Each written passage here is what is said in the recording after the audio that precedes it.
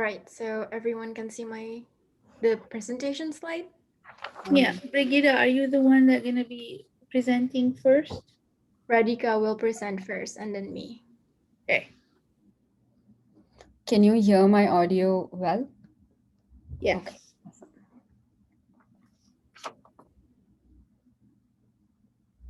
Everybody, please don't forget to fill in the form.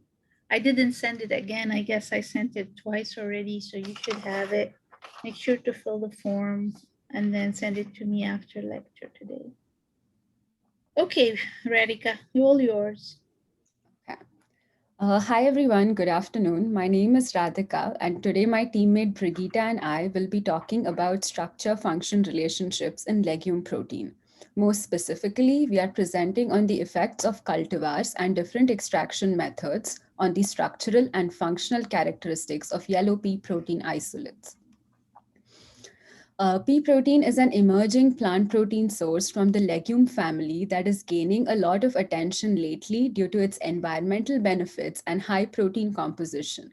Its low allergenicity, coupled with its non-GMO status, makes pea a uniquely advantageous plant protein ingredient, especially in comparison to soy.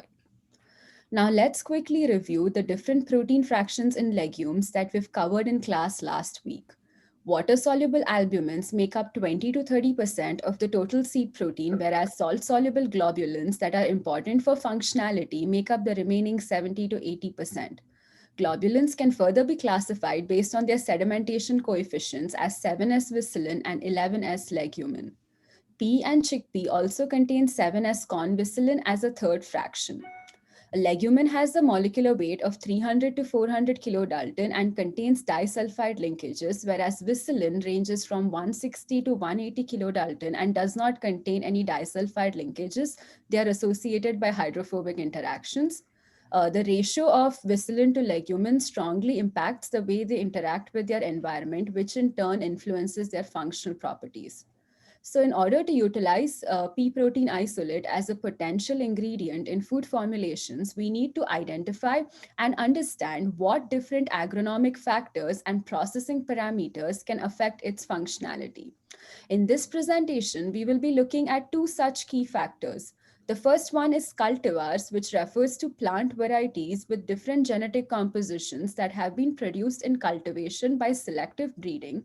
And the second one is the use of different extraction methods like membrane filtration, salt extraction, pH, temperature, etc. This presentation will provide basic understanding of how yellow pea cultivars and processing parameters could lead to final PPI product with different functionalities. The two papers we selected have shown here. The first paper in dark green will be discussed by me, and the second paper will be discussed by Brigitte. Both of these papers use alkaline extraction followed by isoelectric precipitation, but with some modification to produce yellow pea protein isolates, which is the common link between these two papers that we are building on to tell a cohesive story today.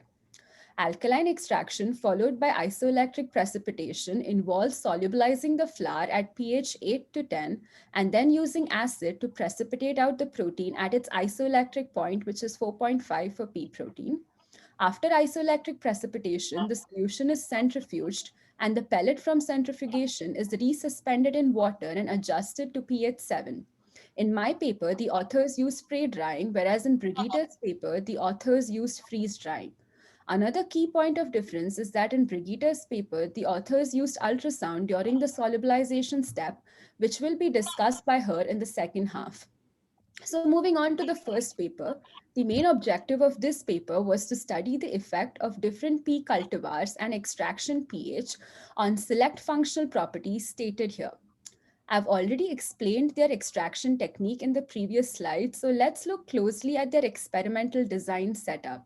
They had 4 cultivars, and we will be calling them A, S, T, and N in today's presentation, and 4 different extraction pH, namely 8.5, 9, 9.5, and 10. Here is a list of the analysis that they conducted on the next slide. Yeah. Out of the structural properties, morphology will not be discussed due to time constraints.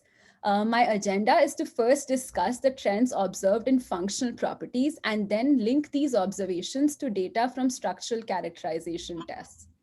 So moving on to the main findings, let's look at solubility first. So solubility curve, the graph here shows the solubility curve for isolate extracted at pH 9 from cultivar N, denoted by the term N9. Solubility was carried out at an environmental pH of 3 to 8. Similar to the curve we studied in class, solubility is lowest near the isoelectric point, which is around 4.5, and solubility is higher at acidic pH due to charged groups and highest at alkaline pH due to ionization of OH and ACH residues, which adds to these charges.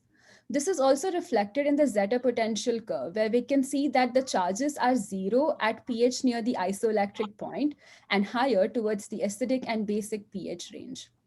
Now let's look at the effect of cultivars and extraction pH on solubility. Figures B and C show solubility at pH 3 and 7 respectively as affected by cultivar and extraction pH. On the x-axis, each of the cultivars are represented in a different color, and the shades within each cultivar indicate isolates of the same cultivar extracted at a different pH. For example, the red columns here show cultivar N, and within these columns, the dark red indicates isolate extracted at pH 10, whereas the light red indicates isolate extracted of pH 8. We can see that cultivars A and S showed lower solubility than cultivars T and N. The authors reported that cultivars T and N had higher protein content, which could translate to higher protein solubility. Differences in intrinsic factors that we learned in class, like genetic variation, presence of ionizable groups, ratio of legumin to viscillin, can all lead to differences in solubility between cultivars. In the later slides, when I make the link between structure and function, these differences between cultivars will be better understood. Moving on, the trends for solubility are also reflected in the trends for emulsification. The graph here shows stability index, abbreviated as SI, of oil in water emulsion stabilized by PPI extracted from different cultivars and extraction pH. A high SI value actually indicates lower stability of the emulsion. So we can see that isolates from cultivars A and S formed emulsions of lower stability than isolates from cultivars T and N. Within each cultivar, a higher extraction pH leads to lower SI and thus better stability for all samples except cultivar A. Moving on, foaming properties were also similar to emulsification properties. Both extraction pH and cultivar influenced foaming properties. Cultivars T and N performed equal or better than cultivars A and S. Within the same cultivar, isolates extracted at a higher pH had greater ability to lower the air-water surface tension, and this is shown in the figure on the right, where isolates extracted at pH 10 lowered surface tension at the interface more significantly than isolates extracted at pH 8.5. By now, I'm sure we're all thinking, why did cultivars A and S underperform in comparison to cultivars T and N? To answer this question, the authors carried out structural characterization tests on protein isolates of all four cultivars extracted at pH 9 and then linked structure to function to better understand their distinct functionalities. So moving on to the FTIR data, the authors found that cultivars A and N had higher amounts of beta turns, which the authors said could impose restricted conformational entropy and could lead to lower solubility. While secondary structure could be an influential factor, we've learned in class that it's surface charge that dictates solubility the most. And as we can see in the zeta potential curve, cultivars A and S had significantly lower surface charge than cultivars T and N, which can explain their lower solubility. Results from size exclusion and thiol content show that cultivars A and S had higher amounts of disulfide linkages, which means that they had more legumins, and the author stated that higher legumin could contribute to poor functionality since legumin is less soluble with lower emulsification and foaming properties as compared to viscillin. This again needs to be interpreted with caution because, like we learned in class, it's the ratio and not the absolute amounts of legumin to viscillin that actually impacts functional properties. With that, we can go on to the final conclusions. cultivars and extraction pH play an important role in determining pea protein structural and consequently functional attributes. Cultivars T and N generally had better solubility, emulsifying, and foaming properties. Increasing the extraction pH from 8.5 to 10 can improve emulsion stability and foaming properties. Some of my critiques for the study are that protein yield was not measured.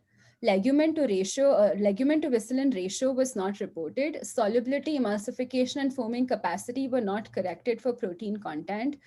The authors did not carry out physical characterization for each of the different cultivars. I think this is important because cultivars are such a crucial factor in this paper and they could have been characterized.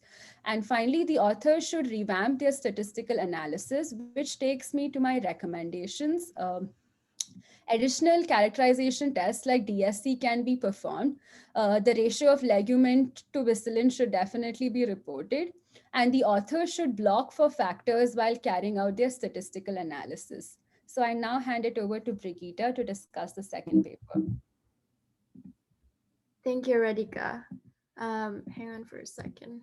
I have issues with, okay. All right, so the second study that we're covering today is the effect of ultrasound assisted extraction method of pea protein on pea protein's functional and structural properties. So before moving on to the objective, let's define and justify the use of ultrasound in this paper. Ultrasound is a mechanical waves ranges between 20 kilohertz to 1 megahertz, and ultrasound for its application can be divided into two, high and low power ultrasound. High power ultrasound operates at lower frequency at higher energy, which causes changes to physical and chemical properties. Its main application is extraction, and it can also used for preservation of food and improvement of food properties. Low power ultrasound operates at low energy, so therefore it is less destructive. It is commonly used as a method to analyze physicochemical properties and quality purposes. The mechanism of ultrasound is simple. Your sample will be subjected to waves, and then the waves will create a rarefaction and compression, triggering the formation of bubbles. The bubbles will grow in size, and then it will pops. And this occurrence, we call it as acoustic cavitation. So this acoustic cavitation resulted in shear stress, increased pressure and temperature, which then disrupt the cell walls or molecules, which then increase the diffusion, enhance mass transfer, and increase extraction yield for a shorter period of time. The application and potential of ultrasound to improve protein extraction yield and functionality is justified for this paper. The objectives of this paper are to optimize ultrasound-assisted alkaline extraction ionic isoelectric precipitation of pea protein isolate or PPI based on solid liquid ratio, pH, amplitude, and extraction time. The second objective was to determine the effect of ultrasound assisted extraction on the pea protein structure and functional properties. The paper also discussed biological properties, but for the sake of time, we will only be covering structure and functional properties. Moving on to the experimental design, the protein extraction method is similar to the first study presented by Radhika, which is alkaline extraction coupled with isoelectric precipitation. But in this case, two treatments were conducted with and without ultrasound. To find the optimum parameter for the ultrasound-assisted extraction, four extraction conditions were four variables, including solid liquid ratio, pH, ultrasonic amplitude, and extraction time were conducted. For the control extraction, it was performed under optimized condition based on previous results. For methods of analysis, they conducted proximate analysis via official method. And these are the list of structural and functional properties that they conducted. For this presentation, we will not be discussing SDS-PAGE, amino acid composition, and least gelling concentration. Moving on to the main findings. So based on the protein yield percentage, the optimum extraction condition is at solid liquid ratio 1 to 11.5 at pH 9.6 for 13.5 minutes at amplitude of 33.7. And this is estimated by design expert statistical software. So based on the figure, the UAE PPI has significantly higher extraction yield compared to the control. And based on the Proximate analysis table, the UAE PPI also have significantly higher protein purity, and this aligned with the lower moisture, carbohydrate, and ash content. Based on the secondary structure, there was a significant decrease of alpha helix and beta turn. In addition, beta sheet and random coil increased significantly for UAE PPI. So these two occurrences indicate the presence of partial denaturation, since from what we learned from class, alpha helix, beta sheet, beta turn can convert to random coil, and alpha helix can also convert to beta sheet during denaturation. Looking at the particle size graph, the x-axis here is the particle size in nanometer, and the y-axis is the intensity, which indicate the abundance of that particular size. We can see that the UAE PPI has smaller particle size. UAE PPI also have significantly lower polydispersity index, which means that the particles are more homogenized. The author noted that the smaller and more homogeneous particle size was caused by cavitation effect from the ultrasound, which leads to dissociation of protein aggregates. Moving on to surface hydrophobicity, I want us to focus on the figure shown where the x-axis is the extraction time in minutes, and the y-axis is the surface hydrophobicity measured by relative fluorescence index. So based on this result, we can see that the UAE PPI has significantly higher surface hydrophobicity, and the surface hydrophobicity increased with longer extraction time, but the control is not impacted with a different extraction time. So this also indicates the presence of partial unfolding in the UAE PPI compared to the control. Now looking at the solubility figure, the x-axis is the pH and the y-axis is the protein solubility. And based on the figure, the UAE PPI was more soluble in acidic and slightly more soluble in alkaline compared to the control. And this because of mainly two things. The UAE PPI had lower salt content compared to the control, meaning that it has less shielding of charges on the protein. Therefore, the protein has more repulsion among protein molecules, and therefore they are more soluble. Also, this might be because UAE PPI has smaller particle size, which improves water-protein interaction and protein hydration. Moving on to water and oil binding capacity. The author noted that this assay, they call it water and oil holding capacity, but based on their procedure, this assay should be water and oil binding capacity, since the water and oil is not untrapped in gel matrix. So now let's focus on the data in the table. The UAE PPI was found to have significantly higher water binding and water oil binding capacity compared to the control. And this could be because UAE PPI has smaller particle size, leading to better solubility, better protein-water interaction, whereas for higher oil binding capacity, it might be because that the UAE PPI has higher hydrophobicity groups on the surface due to partial unfolding, which allow the protein to have better protein-oil interaction. So moving on to the last two functional properties, the table shown here has 4 sets of measurement: foaming capacity, foaming stability, emulsion activity index, and emulsion stability index. So the UAE PPI was found to have significantly higher FC, FS, EAI, and ESI compared to the control. from what we learned from class, there are four main factors that dictates the foaming and emulsion properties, which are flexibility, interfacial adsorption, hydrophilicity and hydrophobicity on the surface, and also dispersion. So based on the results, the author conclusion is that ultrasound-assisted extraction can result in higher protein yield for shorter extraction times, and ultrasound resulted in structural changes and can enhance the functional properties of pea protein.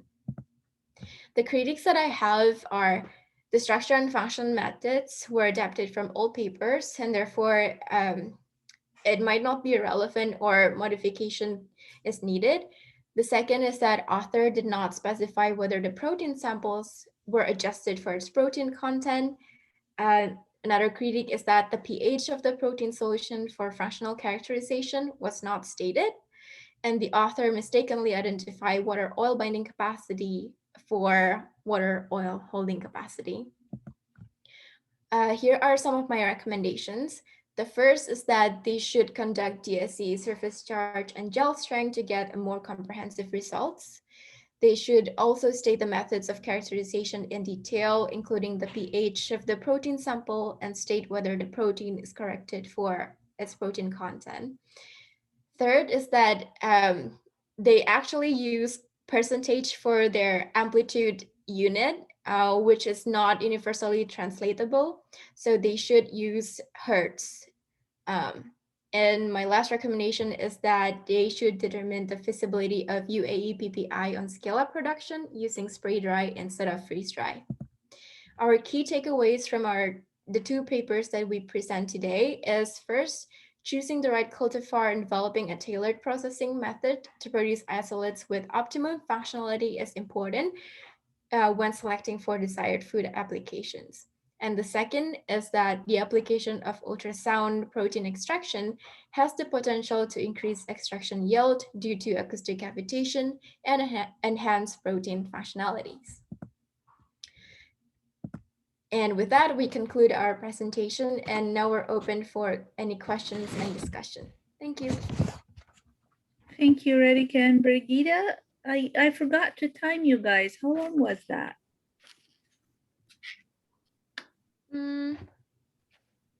I think we believe we start at 3:09, 3:10. Okay, good. Yeah. Yeah, I missed looking at the time when you guys started. All right, so we'll open it up to questions, please. I have a couple of questions of my own, but I'll wait until we get class questions. You can type them in the chat or you can ask. So Radhika, I have a question for you regarding your paper. Yeah. So do you think that SDS-PAGE would also help explain the differences in the cultivars as well? The authors actually conducted SDS-PAGE and followed it up with size exclusion chromatography, which would be better quantification than SDS-PAGE. And they reported the individual amounts of legumin and bacillin, but they didn't report the ratio. So I think they had all the data. They could have just checked the ratios, and that could have helped explain some of the differences that the authors saw. Okay. So actually this was related to one of my questions because I saw a table with legumin percentage. Radhika, if you go to that slide. Mm-hmm. Okay, so did they determine the percentage based on like total area? Yes, and in the paper, they also include the curves. Okay, so they didn't have any standards, right? They So used the MALC, matrix assisted light absorption method, where you don't need standards. Is light what, scattering, you mean the multi-angle light scattering MALS? yeah. But they don't really tell you much about the method that they used, if they used a standard or how they did it. Yeah, because this is a really high percentage of legumin anyway in P. Normally it's you would see less than that in P. Yeah. Okay, there's a question in the chat, Radhika, if you want to read it out. Yeah, one of the recommendation was to do physical characterization. What do you mean? Oh, good question. So if you go to my first, I think the slides in the first half, Brigitte, where we talk about key factors, I show a table that I took from a different paper on pea protein cultivars, and they have actually performed some characterization. Now, some of this is very agronomic, like the area and the hardiness, the soil content, etc. But there has research shows that genotype into environment interactions can really affect genetic compositions. So they could have gathered information on where each cultivar was grown, how much fertilizer was applied. But if that information is not available, I think the least they could have done is reported the seed color, define some physical characterization for the cultivars, because like cultivars are so important in this paper, but they didn't provide anything except their names. Okay. Other questions, please? I cannot see the chat box. You can see the chat box, okay, but there's no question typed in the chat box. I'm waiting for. There is one for Brigitte. You want me to read it out to you, Bri? Okay, yeah. So Sonali is asking, in your recommendation, you said amplitude is usually represented in meters, represents distance of the peak wave, as it is distance, I believe, and frequency is represented by hertz. So I think she has a question on the units of amplitude. Yes. Okay. So Sonali, they're in the paper, okay, so they used percentage as their ultrasonic amplitude units.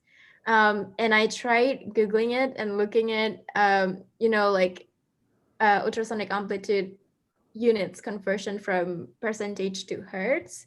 But they didn't specify it on the paper clearly. And so it was like quite confusing. So I didn't know at what hertz that the ultrasonic amplitude is applied at. They do mention here,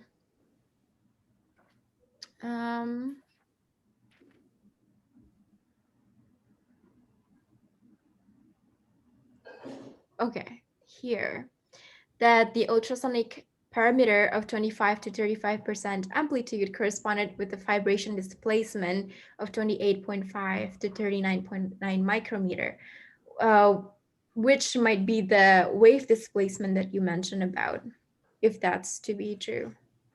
Yeah, the question that I had was, so I also had the same problem when I was writing a paper with the ultrasonication that I use. So they usually say which is the vibration count. I think they do mention it over there, and most of the equipments that they give it in the form of like 65 or 75%, but we got to calculate it. So that's why I was asking why you were mentioning hertz, because hertz is usually generally used for frequency, which is the number of times the waves is produced as a unit when compared to amplitude. And usually they convert the percent into micrometers or meters. So that's why I was going to ask if they did mention it in the paper somewhere. Okay.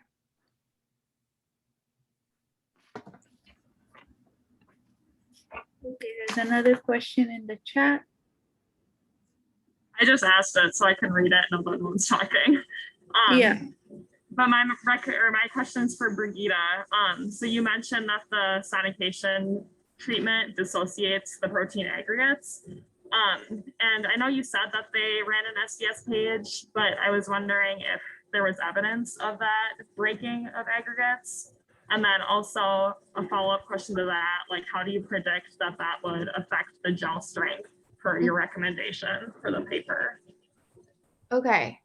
Thanks for the question, Holly. So they did run SDS-PAGE under non-reducing and reducing condition for both AEPPI and UAE-PPI. But as we can see here, they look similar, except for the lipoxygenase.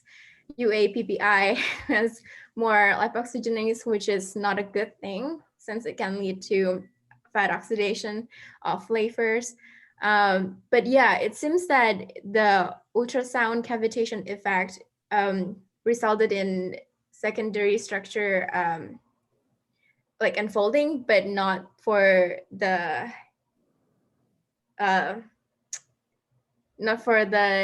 it doesn't dissociate further than that. Well, I'll be careful of stating this, Brigida, because with SDS-PAGE, you are adding SDS. So you are dissociating any non-covalent interactions. Mm-hmm.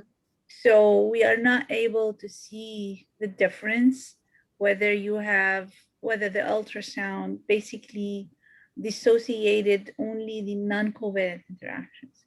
They might have not impacted the covalent interactions, but they could have impacted the non-covalent. And that could have been seen if did they ran size exclusion chromatography? No. Yeah.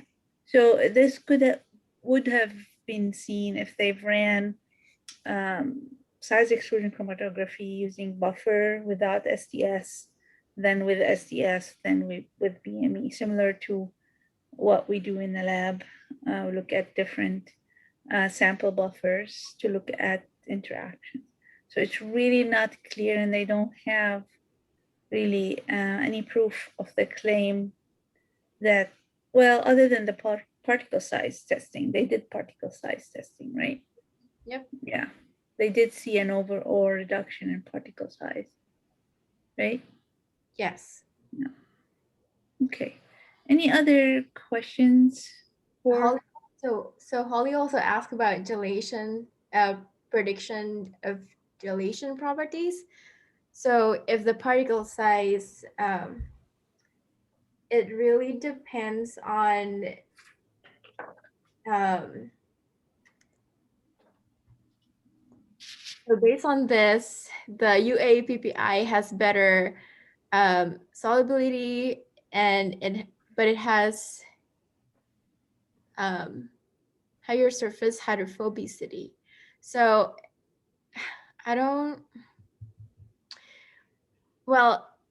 okay, so it's kind of like 50-50. It might have lower gelation strength because it has higher solubility, but when you looked at surface hydrophobicity, it has higher surface hydrophobicity.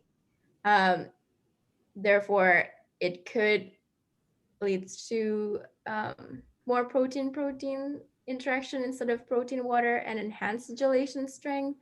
But when you looked at particle size, it is lower in particle size. So it might have more protein-water interaction instead of protein interaction.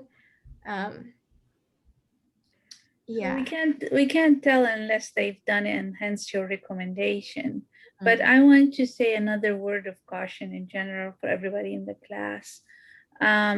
Low solubility doesn't necessarily mean good gelation or potentially good for gelation. We know some of you in the lab is actually struggling. So you are struggling with a protein that is not soluble. It sediments before it forms a gel. So really, protein needs to be at least dispersible, some soluble to some extent in water, in order for it to form a gel when you thermally treat it, or you want it to be dispersed. You want it to be interacting with water, and you want to have that balance of protein-water interaction, protein-protein interaction. So you want that balance of interacting with water and interacting with protein, so you can form that 3D network. But just looking at foaming and solubility and emulsification activity is really not enough to get a good picture about functionality. So a protein might be, one treatment sonication might be good for one functionality, two functionality, but not necessarily all. But it would have been really nice to see that by doing some of these tests. Yeah, good. I guess we spent quite a bit of time on questions. We will take a break. Let's see what time it is right now. So let's come back at 3:50 and we'll have about 50 minutes, 55 minutes lecture. Come back at 3:50. Okay.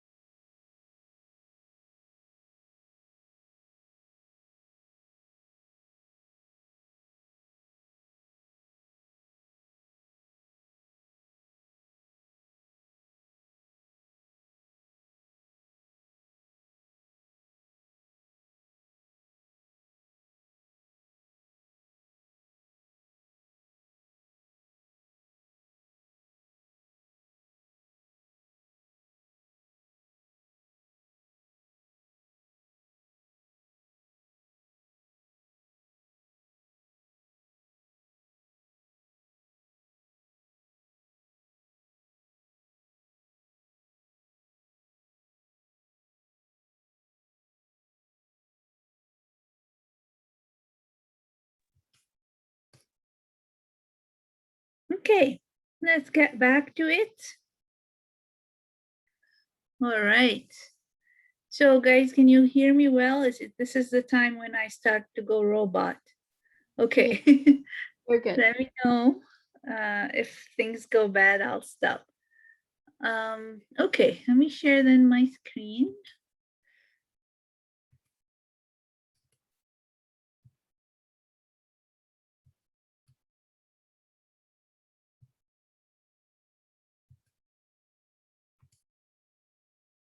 Okay, so we'll start a new topic, which is protein modification, which is most intriguing, most exciting to me, is how to modify the protein, change structure, and impact behavior and functionality. So we'll spend some time on it today and finish it up next week. All right, so again with the map, just to orientate you what we have covered so far. We covered a lot of grounds. The main kind of theme throughout was linking protein structure to function.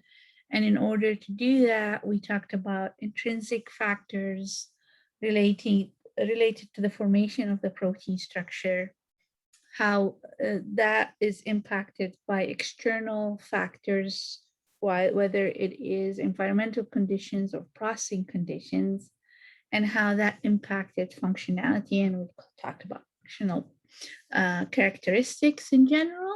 And then we covered some grounds in protein sources. So we covered dairy proteins, legumes, and oil seeds with a focus on soy. And we covered cereal proteins. Obviously, there are many more proteins that we can't cover all of those, but at least you have the basics to understand them if you come across other sources of proteins in the future.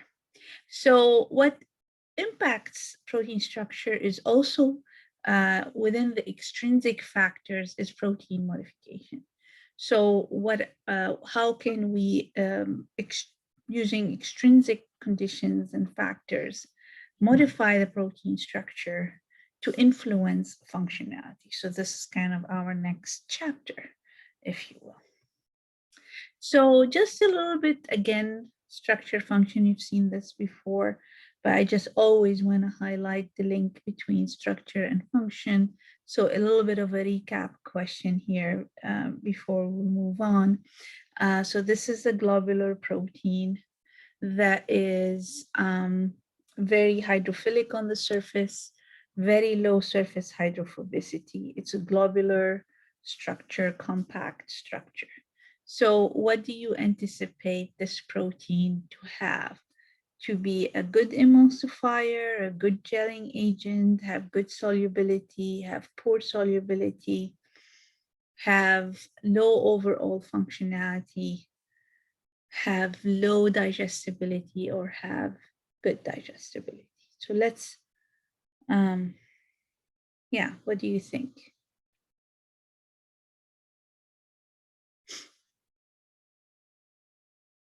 Yeah, I'm already tired and sleepy, so I'd like some excitement here. So would this be at the native state, or like would it? Yeah, a native state, just like that, without anything. So poor emulsifier, lower solubility? Okay, so Brigida, you said poor emulsifier and low solubility. Grace, what were you going to say? I was gonna say, like, I guess for emulsification, wouldn't it depend? Like, I think you mentioned that the globular proteins might make a more stable emulsification, but I don't know if that's in the native state or after it's slightly denatured. Yeah, so you want to try to remember that for the final. So what you're saying is correct. Globular proteins that are more compact in structure, more of them can get on the interface and you get a stable emulsion. But in order to get to the interface, they need to adsorb at the interface. And in order to adsorb at the interface, you need some balance between hydrophobic and hydrophilic groups on the surface. So when you have a native compact protein with low surface hydrophobicity, it might not get to the interface to adsorb before it stabilizes. We need it to adsorb. So potentially in this state, it's not a good emulsifier. But with the low surface hydrophobicity, then would it have low solubility or high solubility? I think good solubility, but reduced digestibility. Okay, so good solubility. So yes, so I didn't state technically that it's highly hydrophilic on the surface, but when you say low surface hydrophobicity, so the alternative, it means it has higher surface hydrophilicity. With that, that implies good water interaction, because when you have high surface hydrophobicity, and depending on the protein concentration you have, you tend to attract, the protein tends to be attracted to each other via hydrophobic interactions because of the surface hydrophobicity. Then you tend to have lower solubility. Things to remember.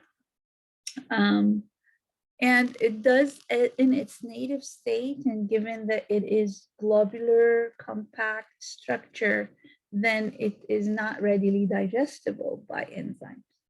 You want to induce digestion by some form of at least partial denaturation. Which brings us to partial denaturation. So if the protein is partially denatured, the same protein, the same globular protein, you partially denatured it. So you opened it up due to thermal treatment or physical, mechanical treatment. The protein unfolds partially. So some of the hydrophobic groups that are otherwise in the interior of the protein is now a little bit more exposed. So now what happens? Which one of these characteristics will Would have go ahead? All of be Go ahead, sorry, Leslie. it'd be better emulsification properties. Yes. So you enhance emulsification. You also enhance potential for gelling, because again, with gelling, you also want the protein to interact with other proteins. So whey protein, for example, which is depicted here as beta-lactoglobulin. This is the structure of beta-lactoglobulin. Whey protein does not gel unless you denature it, obviously. So it's not natural gelling agent, but once it's denatured, you have a free sulfhydryl group that is exposed due to that free cysteine that is in the interior, and you have the hydrophobic groups that are exposed. So now you can form protein-protein interactions and form via hydrophobic interaction, via disulfide interchange, and you form a pretty good gel at 10% protein, 5 to 10% protein. You can form a gel with whey protein, which is pretty good. And of course, emulsification is enhanced, digestibility is enhanced with partial denaturation in this case. Okay, but if we denature it further and apply intense heating and alkaline pH and excessive kind of external environmental conditions, so the protein not only denatures fully, but also starts forming protein-protein interactions. And some of these protein-protein interactions could be irreversible, like through disulfide linkages. So you end up having polymers, large polymers. So large insoluble polymers. With large insoluble polymers, then we kind of basically you reduce overall functionality. Solubility will be low. It won't be easily, it doesn't form a nice 3-dimension gel. Too large to get to the interface and adsorb at the interface. Too large of a cluster to be easily digested. So highly polymerized protein has very low functionality in general. Okay, so things to remember, to go over and remember. Okay, I want just to trigger some conversation before diving into protein modification. Why do we want to modify a protein? Why won't we just leave it alone? What is the aim of modification? Enhance the functionality of your protein. Yeah, so we are assuming that the protein is poorly functional. It's not fully functional, but then you modify it to make it more functional. Yes, it depends on our starting proteins.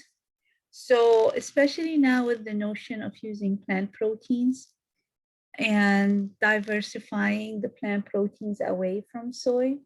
So soy protein as is good, it's functional, but in industry, even soy protein ingredients are modified to a certain extent to enhance gelation, to enhance texturization. So they are modified to a certain extent to enhance certain functionalities. So there is no one protein modification approach that will enhance all functional properties.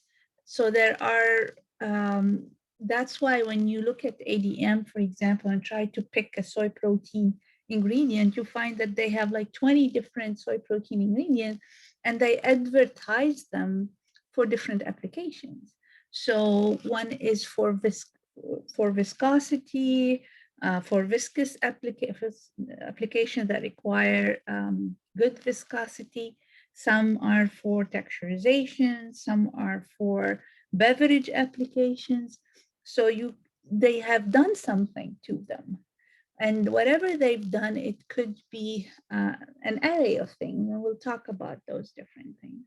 But it would be making one protein or one protein source able to be utilized in different applications. Because as is, they might be good in one application, not more. But if we modify them in different ways, we can find different applications for the same source of protein. Even whey protein, and I'll give you an example, Davisco, which is now, what's not Davisco, what is it now? Agripor. For years, they were trying to find solutions for enhancing the shelf life of protein beverages using whey. And imagine whey protein is the king in the market in terms of protein beverages. So even whey protein requires something to enhance shelf life, and we'll talk about that later on. So although proteins are very functional components of food and can be produced into functional ingredients, there's always room for improvement, and there's always a need to enhance functionality for a targeted application. So protein modification, there is not one protein ingredient in the market that hasn't gone through some sort of protein modification to enhance its functionality, not all functionality, to enhance functional, specific targeted functional characteristic for a targeted application. Okay, so with that, what can you think of in terms of protein modification techniques that are out there or are being investigated? It doesn't matter. What can you think of?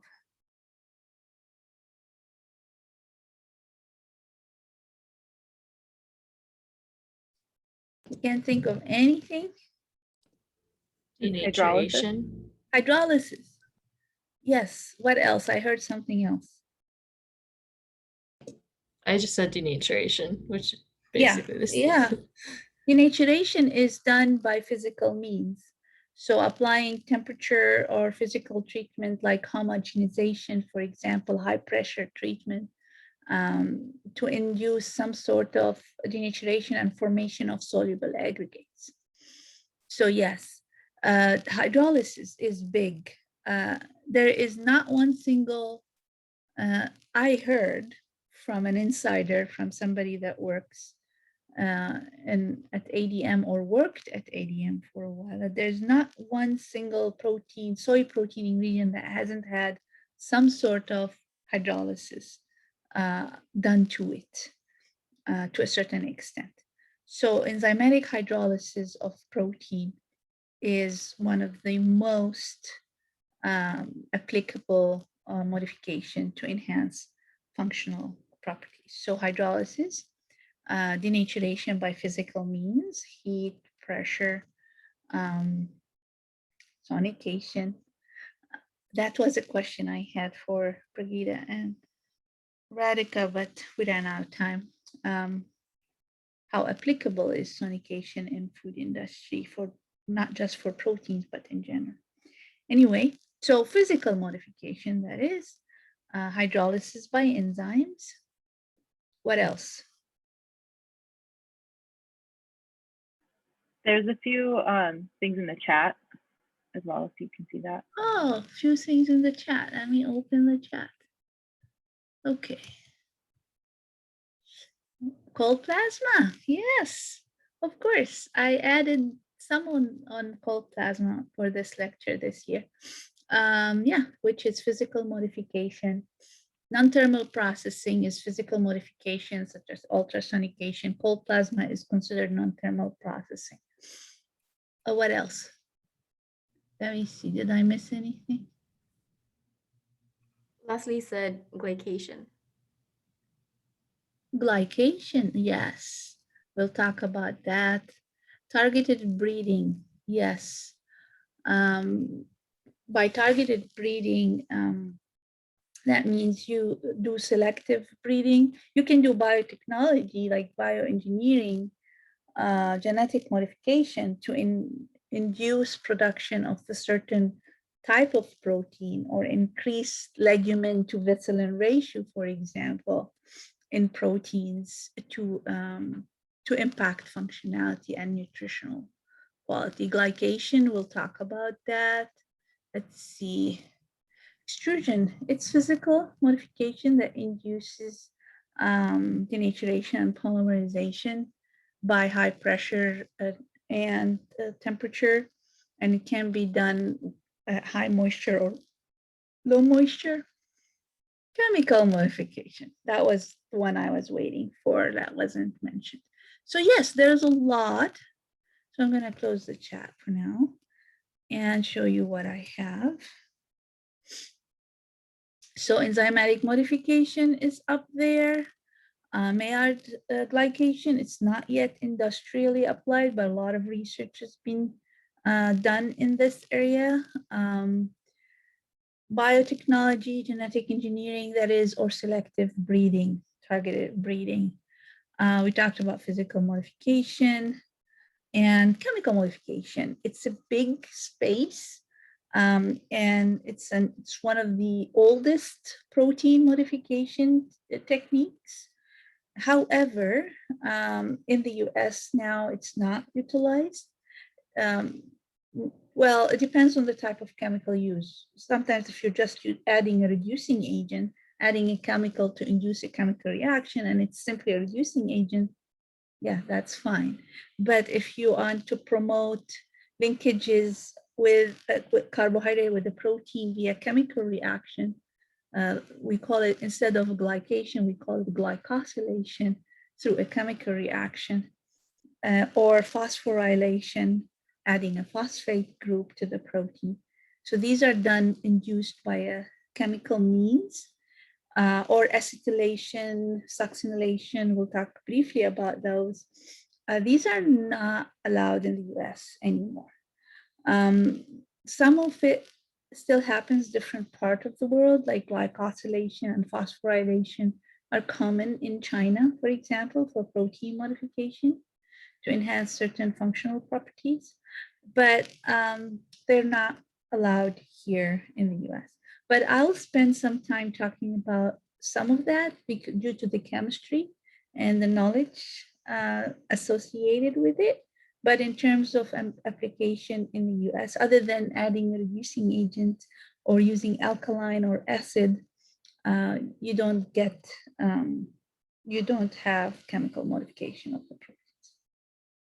Okay, so basically, whatever is the protein modification that you want to apply to enhance functionality, you have to keep in mind that it's not only enhancing functionality, you don't want to cause any detriment to the nutritional quality of the protein.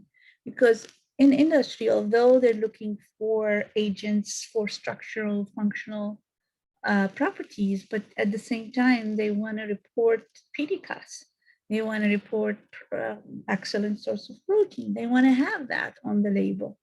So if you modify in a way that you reduce digestibility, or you block excessively lysine groups, or essential amino acid, then that is going to reduce nutritional quality. Then you counter the benefits that you get from protein modification. So it's not just improving functionality, but making sure it's not detrimental to nutritional delivery.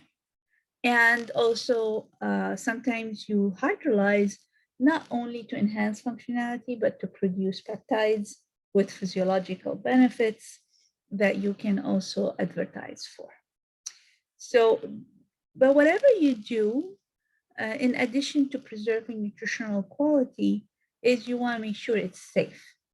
That means you don't introduce procedures that will result in any metabolites that could be toxic to us. So hence the fact that some of the chemical modification might result in amino acid metabolites that could be toxic. So therefore, we don't go that route very often. Okay, so methods should be safe, should be tested, and should be safe for human consumption. So again, I will provide a little bit of examples on chemical modifications, just because of the science of it, because again, it relates to how the structure is changed and how the functionality is changed. So some of the chemical modification is done to target a structural change that has to do with charge. So either adding, increasing the charge density, or blocking charge.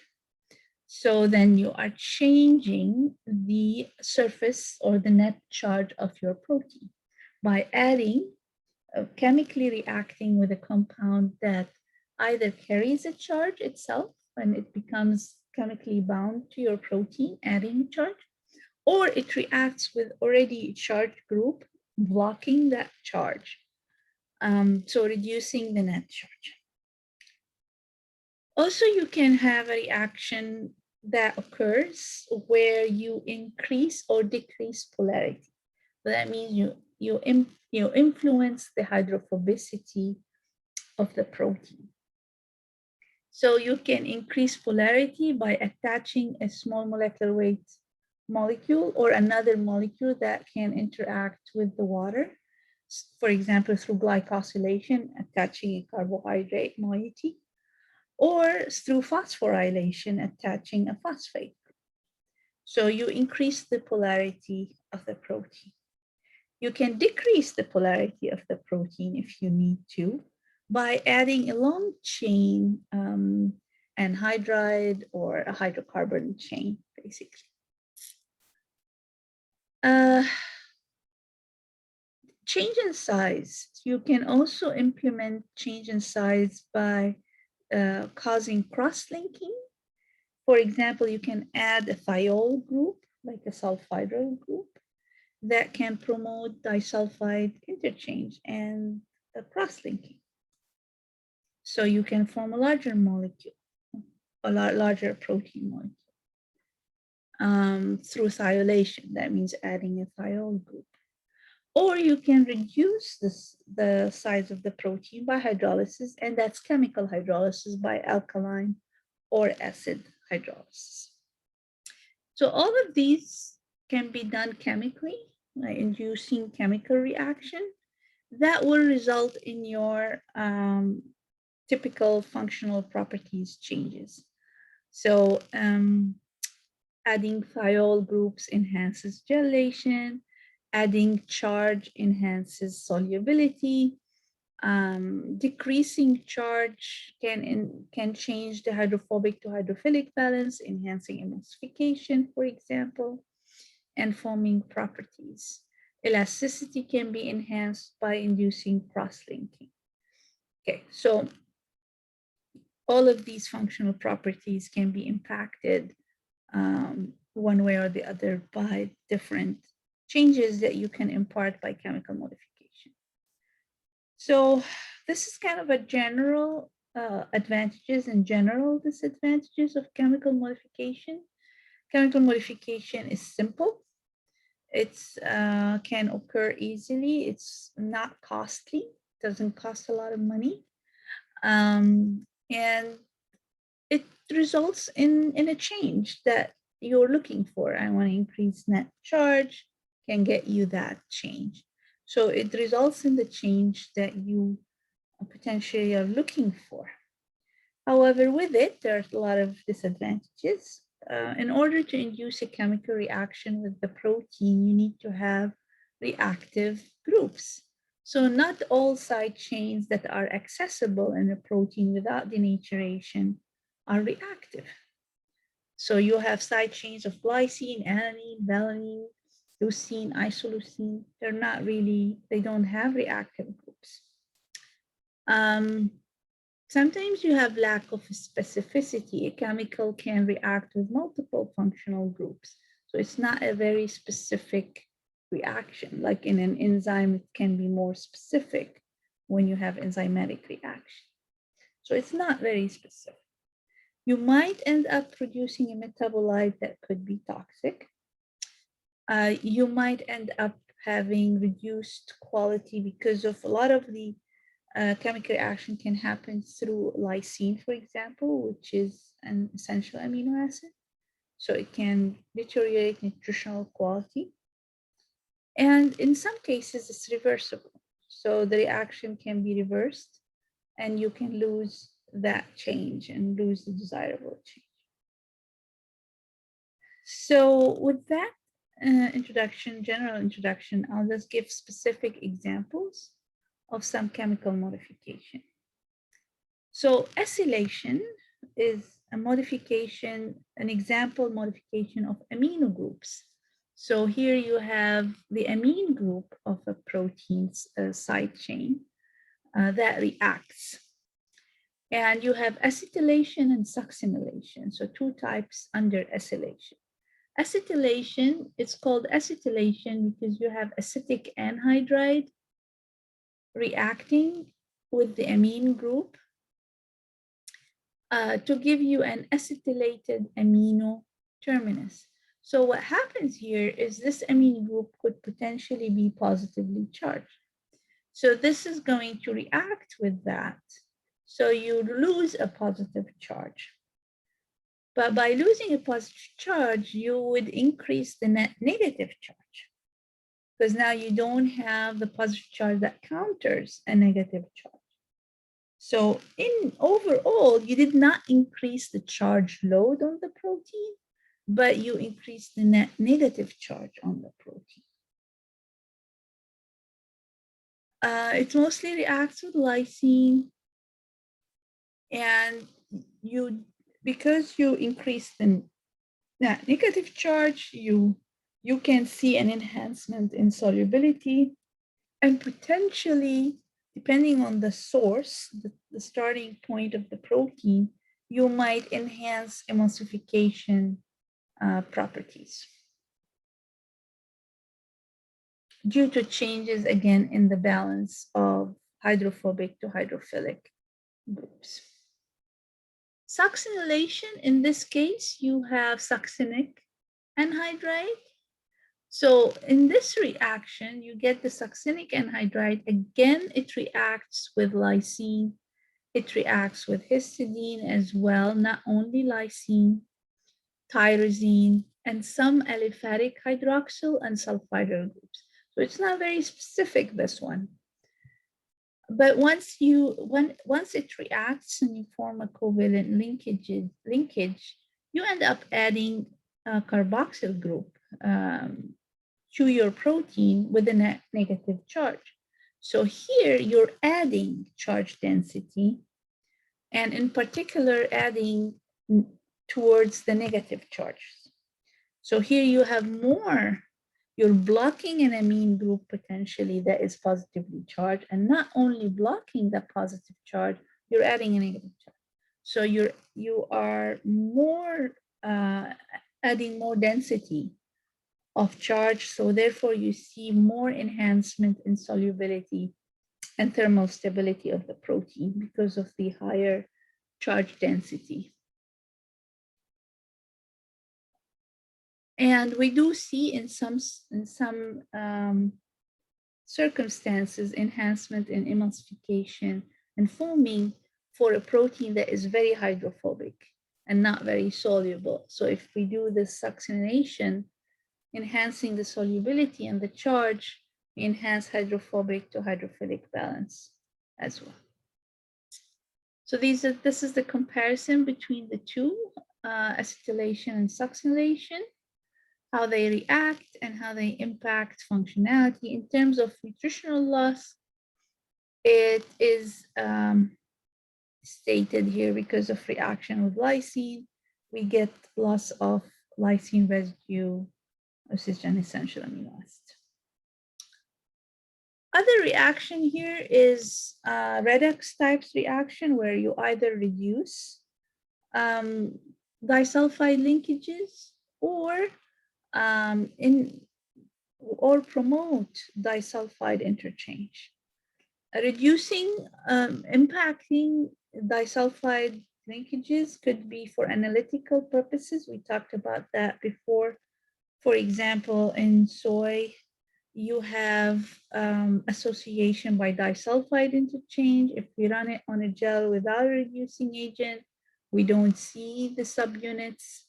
But when we add a reducing agent, we break the disulfide linkages, we can see the subunits on the gel. So for analytical purposes, but it's also used for food processing purposes.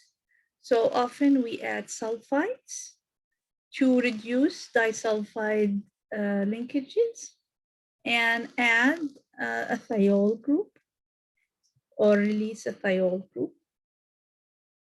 Sometimes you don't want excessive disulfide interchange. It helps open up the protein by breaking disulfide bonds, so the protein becomes more flexible. It becomes a better foaming agent, for example. Whey protein, in this case, both alpha-lactalbumin and beta-lactoglobulin are held compactly together by disulfide bonds. If we break them, reduce them, then the protein becomes a little bit more flexible in structure. So then it can unfold and be better, more flexible in the sense it can absorb better at the interface and have better surface properties. Ascorbic acid, which is not something that is not allowed to use, is used. It's an example of a simple sulfides are also allowed to be used. And actually sulfides are also used in producing certain ingredients.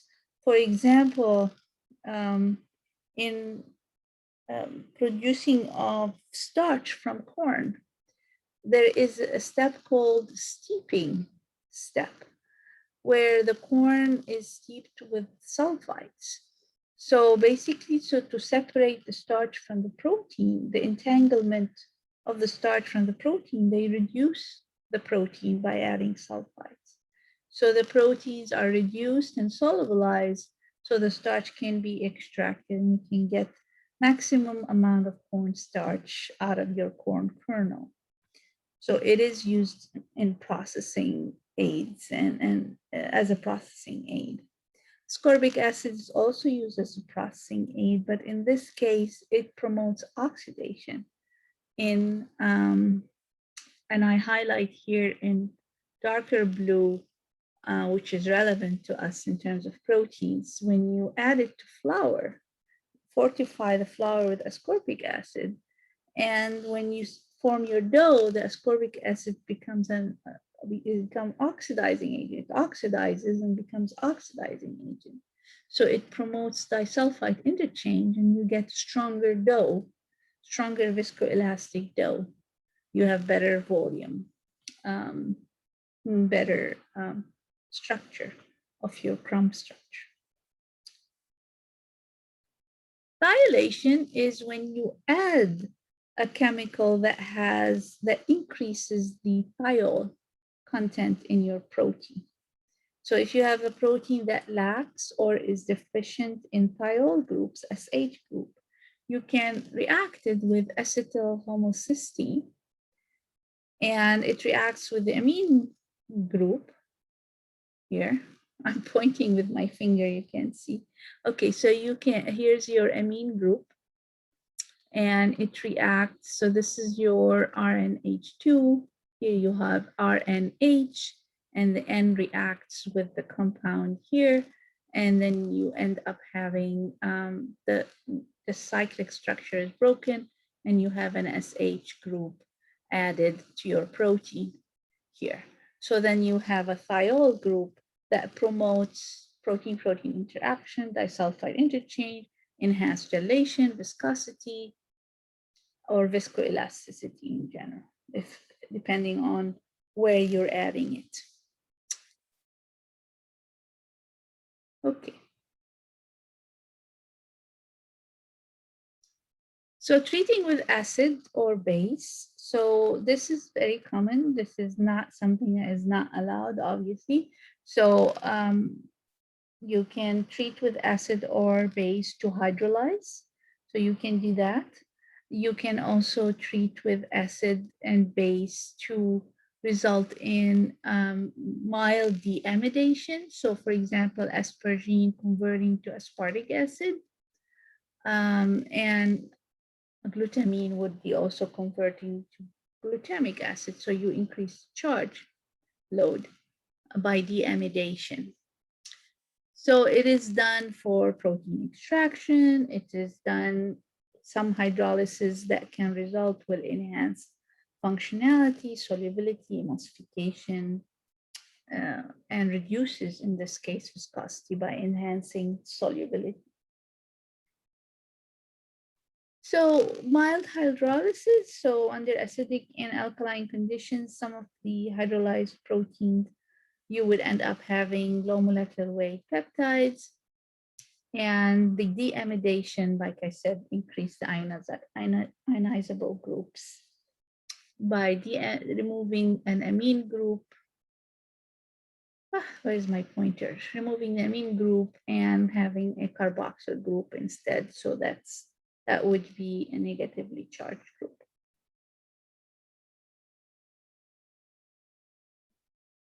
However, under severe conditions, you get destructions of amino acid, which is not desirable, formation of non-digestible products, potential formation of toxic metabolites too. So it's not really used in the industry now to produce hydrolysates, for example, because of the fact that there's a potential in formation of toxic compounds or reduction of nutritional quality.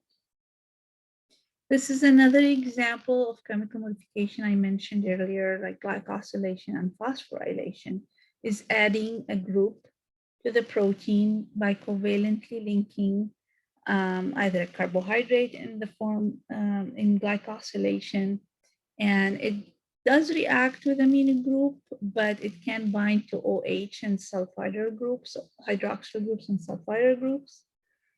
And phosphorylation is adding inorganic phosphate, and the phosphate reacts via the oxygen or the nitrogen, and this is enhanced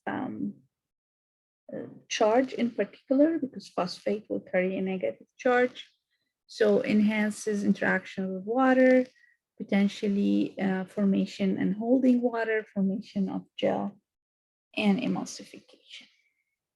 But mostly I've seen works, I should update this here. I've seen phosphorylation is used a lot to enhance solubility as well.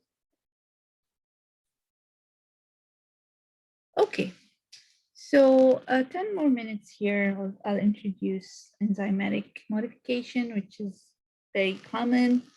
Some of the ones that are done not necessarily on a protein ingredient, but as a processing aid.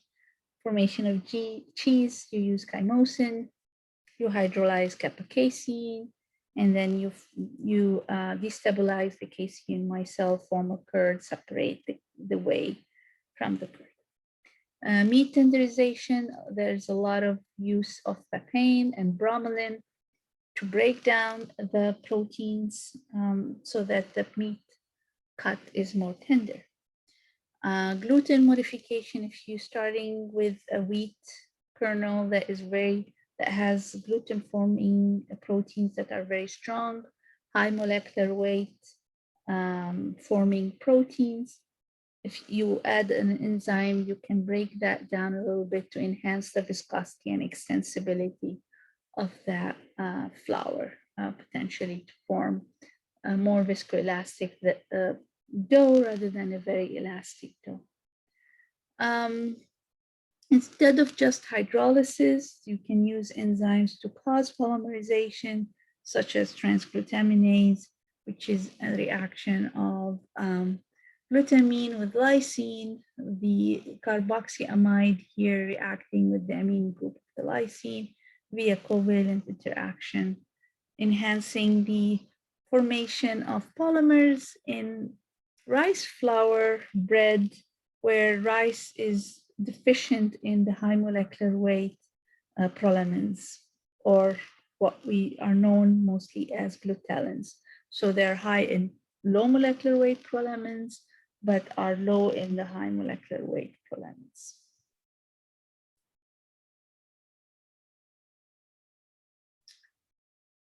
So I'll spend a little bit more time talking about the production of protein hydrolysis. And that is more relevant to enhancing functionality of a protein ingredient, where we subject the protein ingredient to something we call partial hydrolysis. So partial hydrolysis, meaning you're not targeting to hydrolyze every peptide bond, you're targeting to break few peptide bonds. So that's where we say on average, partial hydrolysis to enhance functionality, potentially produce bioactive peptides, and enhance digestibility. The range, the average of the degree of hydrolysis that you want to target is between 3 to 8%. Because excessive hydrolysis, you're going to end up having issues with excessive hydrolysis. One of it is that while the protein might become soluble, for example, it might become, if you want to use it for gelling application, it won't gel for you, because at high degree of hydrolysis, you potentially produce peptides of 10 or lower kilodalton proteins. So these are not good precursors for gelation. Sometimes also a very high degree of hydrolysis, depending on the enzyme that you're using. And if, let's say, it's an endoprotease, it's going to break down in the inside of the protein. You end up having bitterness because of the release of peptides that might have high hydrophobicity. Then the more you release of those, like if you have a DH of 15% or 20%, then it would be bitter. So here, oh, okay, I thought I had my other slide next, but no. Before I show you the bioactivity versus bitterness, Here is, I want to emphasize that the resultant hydrolysate that you would get is dependent on many different factors. The starting sequence of the protein. So let's say if you use the same enzyme under the same conditions, but you have two different sources of proteins, you will end up having two different outcomes, completely different outcomes, obviously, because of the sequence of the parent protein. Then you have the enzymatic hydrolysis conditions, which is, okay, they are not only dependent on the pH, the temperature and time, but also the enzyme that you're using. Every enzyme has different specificity and it targets cutting at different places in the protein. And some enzymes are endoproteases, some are exoproteases. So you end up with a cocktail of peptides, depending on the enzymatic conditions that you have or you chose to use, and depending on the enzyme that you chose to use too. There are so many different enzymes. You have digestive enzymes like trypsin, for example. Pepsin and trypsin are digestive enzymes. You have plant-based enzymes like papain and bromelain. You have microbial enzymes like alkylase, for example. And the list is huge. So each enzyme is different, and not just some endoproteases are different, some exoproteases are different from each other. So same protein, different enzyme, different condition can result in the production of different peptides with different functionalities. Some peptides are made up of mostly hydrophobic amino acids. Some peptides are made mostly of hydrophilic amino acids. Some peptides have proline as the end amino acids. Some peptides have another XYZ amino acid as a terminal amino acid. So with all of these variables, you end up with a lot of different functionalities. And that is why when you go to any ingredient suppliers and try to select an ingredient, you see a multitude of them because they've been produced using different enzymes, different conditions of hydrolysis. So the list is huge, and the combination can result in infinite number of types of hydrolysates that can be produced. Some of these peptides also that are generated can be bioactive. That means when we say bioactive, that means they have physiological functions: antihypertensive, anti-cancerous, antidepressant, promote satiety, etc. For example, I mentioned proline. You have proline as a terminus in some of the peptides. You often have some bioactivity associated with that type of peptide. Okay, so here's a figure that I want to show and emphasize is you don't have to have a high degree of hydrolysis to release bioactive peptide. So this study here, they looked at bitterness and bioactivity at different degree of hydrolysis, and they determined that at low degree of hydrolysis, you can reach a certain high level of bioactivity while maintaining low level of bitterness, but then it plateaus. No matter how long you hydrolyze, you might end up increasing bitterness, but not so much bioactivity. So partial hydrolysis is sufficient to produce bioactive peptide while not inducing bitterness. So if we want to compare enzymatic hydrolysis or modification to chemical modification, it is more, it has more advantages in terms of it being more safe. You don't generate metabolites that potentially could be toxic. So it is safe. The enzymes used are often or always, not often, GRAS, generally recognized as safe. It's a specific way of modifying proteins. It's not reversible. So once the protein is hydrolyzed, you don't form peptide bonds again. and they can be inactivated or can be removed from the system. So the most feasible way of utilizing enzymes for protein modification is immobilization on membranes, so that you have a reactor, your sample goes through the reactor with the enzymes there. If you can either have the reactor and then collect everything that gets hydrolyzed, the whole, or if it is immobilized to a membrane with certain pore size, then the small molecular weight peptides generated go through the membrane pores, and then the enzyme is retained on the other side of the membrane. So there are different ways of doing that. It's much better to have immobilized enzyme system to produce these hydrolysate, because of the fact that if you don't do that, you really have to inactivate the enzyme by heat or by pH treatment. So that which might impact your protein. And also it is not cost effective to inactivate the enzyme and use fresh batch of enzyme each time you want to produce a hydrolysate. So controlling hydrolysis is very important. Like I said, is making sure that your degree of hydrolysis is limited to partial, so that you don't break down into small peptides that are less functional, and you don't generate bitter peptides. So therefore, the conditions of hydrolysis are very important to control. And also the selection of the protease and the selection of the starting material. So we can control hydrolysis by starting with, for example, a protein that is non-denatured versus a protein that is denatured. And I know I showed you this before, but it's a good refresher. So there's this upper gel and the lower gel here.